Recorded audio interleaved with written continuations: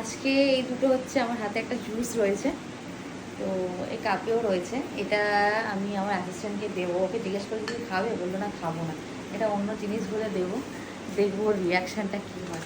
চলো